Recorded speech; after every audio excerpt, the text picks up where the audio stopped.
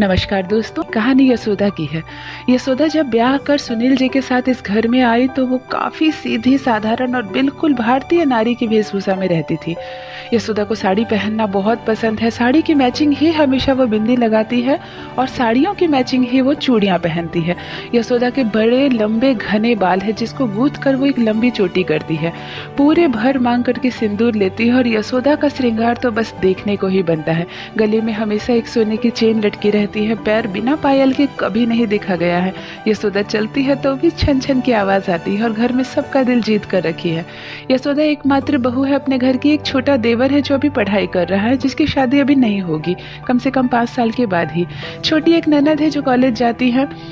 एक बेटा है 3 साल का और माँ है और पापा है। यशोदा इतने पूरे परिवार को, अपने ससुराल को बिल्कुल अच्छी तरह संभाल कर रखती है। सुबह सुबह ही सोकर उठ जाती है ताकि पति को दफ्तर जाते वक्त उनको लंच बॉक्स दे सके, उनको गर्म नाश्ता दे सके।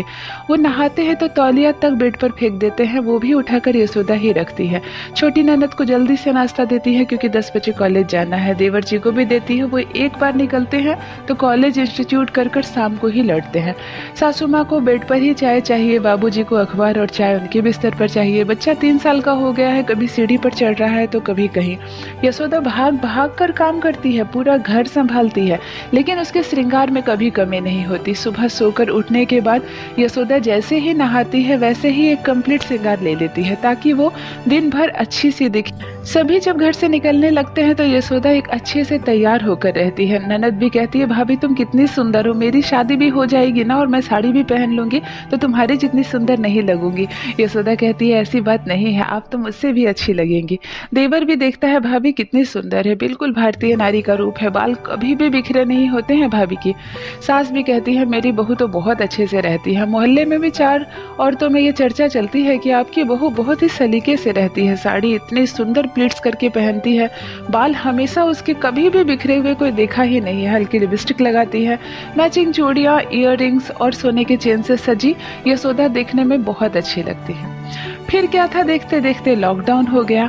लॉकडाउन क्या हुआ, पतिदेव का वर्क फ्रॉम होम हो गया। अब घर से ही काम करते हैं पतिदेव और सुनील। अब ड्यूटी नहीं जाते, उनकी ड्यूटी अब घर से ही हो गई है। घर से काम करने की वजह से यशोदा पर थोड़ा सा भार बढ़ गया है। छोटी ननद ज्योति का कॉलेज भी बंद हो गया है और पढ़ाई अब वो ऑनलाइन करती है, इसीलिए अपने कमरे में एक टेबल और एक चेयर लगा ली है। छोटा देवर भी अब इंस्टीट्यूट और कॉलेज दोनों की पढ़ाई अब अपने घर से ही कर रहा है। वो भी अपने कमरे में एक चेयर और एक टेबल लगा रखा है और सारा दिन अपने अपने टेबल चेयर पर ननद और देवर बैठे रहते हैं और पढ़ाई भी करते हैं ऑनलाइन और अपनी चाय, अपना नाश्ता सब कुछ वहीं मांग लेते हैं। भाभी मेरा चाय, मेरा नाश्ता मेरे टेबल पर ही रख देना और देखो साइड में रखना, मैं ऑनलाइन पढ़ाई करती हूँ, तुम कहीं दिख ना जाओ मेरे लैपटॉप में। वो कहती है, नहीं मैं रख दूंगी। जहाँ देवर एक बार सुबह नाश्ता कर निकल जाते थे, फिर दिन भर घर नहीं आते थे, अब सारा दिन घर पे रहते हैं और बहुत ही शरारती है। कभी ये कपड़े वहाँ फेंक दिए, कभी वो कपड़े वहाँ, कभी जूता कहीं है तो कभी छोटे बच्चे को उठाकर रुला देते हैं। जब भी बच्चा खेलते रहता है छोटा देवर उसे उठाकर इतनी टेढ़ी मेढ़ी करते हैं कि बच्चा रोने लगता है। कभी बच्चों के खिलौनों के पूरे घर में बिखरा देते हैं, वो भी एक बच्चा ही है। अब घर का काम काफी बढ़ गया है। यशोदा का दिमाग खराब हो जाता है। वो सुबह सोकर उठती थी तो 10 बजते बजते सबको विदा कर देती थी, सिर्फ सास ससुर और यशोदा ही रह जाती थी। बाबूजी भी 2-3 घंटे के लिए चक्कर लगा लेते थे, बाहर जाते थे तो पार्क में घूमकर, मंदिर में दर्शन करके, बुजुर्गों के साथ जरा बैठकर बातें कर जब खाना बनता था तब आते थे। अब बाबूजी भी सारा दिन घर में रहते हैं, बाहर बीमारी फैली हुई है, लॉकडाउन भी है, कहाँ जाएंगे। सासू माँ भी घर में रहती हैं, सारा दिन करे तो करे क्या, वो अपनी बड़ी बहन से, अपने भतीजा भतीजी से मोबाइल पर गप्पे करते रहती हैं। जो भी उठकर बहू की थोड़ी मदद करती थी कि सब कोई दफ्तर जाएंगे, अब जब कोई दफ्तर नहीं जा रहा, कोई कॉलेज नहीं जा रहा तो सासू माँ भी अब किचन में मदद करना छोड़ दी है। धीरे धीरे काम का भार इतना बढ़ता जा रहा है कि यशोदा तो बस किसी तरह नहा लेती है और भाग कर रसोई जाती है।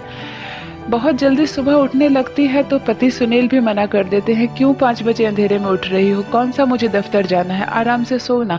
2 घंटे यशोदा को सुलाकर ही रखते हैं, 7 बजे उठने देते हैं। इस चक्कर में यशोदा जब उठती है तो तैयार भी नहीं हो पाती है।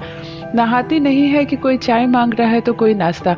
बच्चा उठ जाता है तो उसे भी दूध पिलाना है। बच्चे अपनी मर्जी से ना दूध पीते हैं ना खाना खाता है।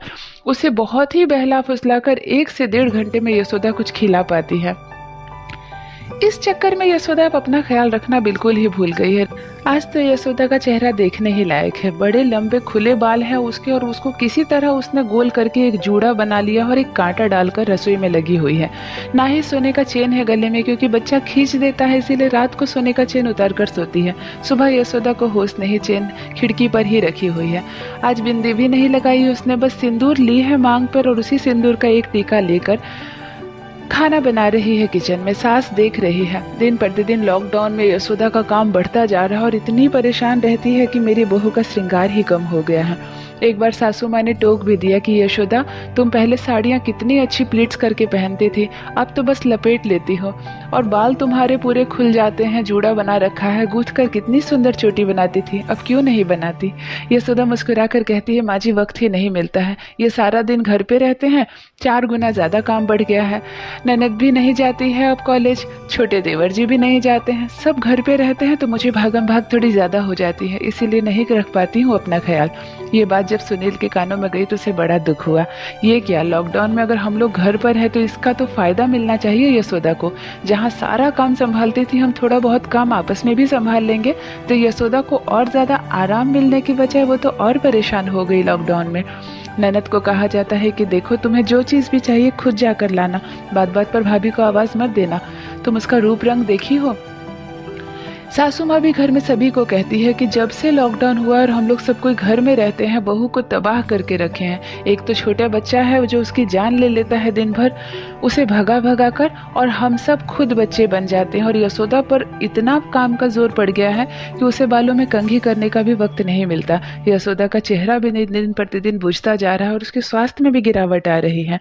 तब सब ने कहा कि नहीं, अगर लॉकडाउन में हम लोग सब घर पर हैं तो कम से कम अपने हिस्से का काम जो भाभी के लिए छोड़ कर जाते थे वो तो कर ही सकते हैं, तो भाभी को लॉकडाउन का फायदा मिलेगा, उनका श्रृंगार कम नहीं होगा। ये निर्णय करके अगले दिन से सभी कोई अपने अपने हिस्से का छोटा मोटा काम निपटाने लगते हैं और उसका असर दिखने भी लगता है। अब यशोदा को फिर से इतना वक्त मिलता है कि वो फिर से अपनी चोटी गुथ कर करती है, गले में चेन पहनती है, मैचिंग बिंदी लगाती है और लेती है बहू रानी अपना पुराना श्रृंगार।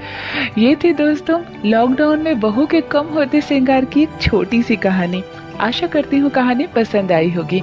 अगर घर में सभी सदस्य अपने अपने हिस्से का थोड़ा थोड़ा भी काम संभाल ले तो घर की बहू को सच में बहुत आराम होता है। ये बात है आपसी समझदारी की। कैसी लगी दोस्तों मेरी ये कहानी, बताइएगा ज़रूर। आप बने रहिए मेरे साथ। धन्यवाद।